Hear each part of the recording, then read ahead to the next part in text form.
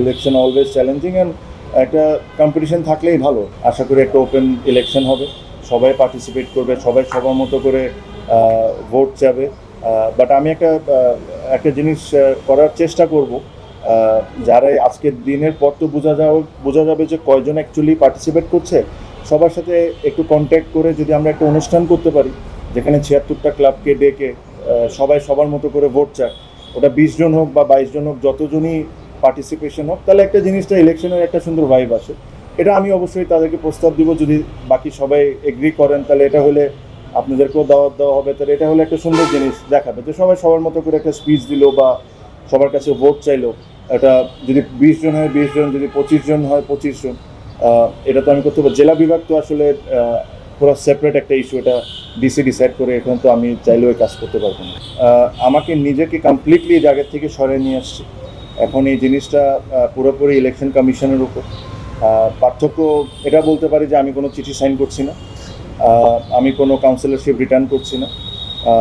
আমার কাছে মনে হয় যে প্রথমে 192 কাউন্সিলর হওয়ার কথা ছিল টোটাল, আমার মনে হয় 185 বা 186 কাউন্সিলর্স জমা পড়েছে। তারপরেও কিছু কাউন্সিলর্স চিঠি এসেছে, ওইগুলা সেপারেটলি লিখে দেওয়া হয়েছে, এটা ইসি ডিসাইড করার জন্য। কেন ওগুলা যে টাইমটা ছিল ওই টাইমটা ক্রস করে পরের দিন বা টাইমের পরে আমরা রিসিভ করেছি। তো এই জিনিসগুলো পুরোপুরিভাবে সিদ্ধান্ত নেবে ইসি।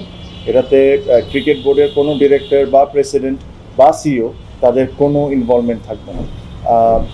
যেহেতু আমরা ইলেকশন নিয়ে এত কথা বলেছি, আমার আন্ডারে আমি যতটুকু পারি ফেয়ারনেস রেখে ইলেকশন করা সম্ভব, ওই ইলেকশন করছি। এগেইন আমি হয়তো বা পার্টিসিপেট করছি, আমি আমার ফর্মটা আজকে সাবমিট করেছি, আমি পার্টিসিপেট করছি ক্লাব নিয়ে, আর ক্লাব নিয়েই বেসিক্যালি আমার ফোকাসটা করতে হচ্ছে।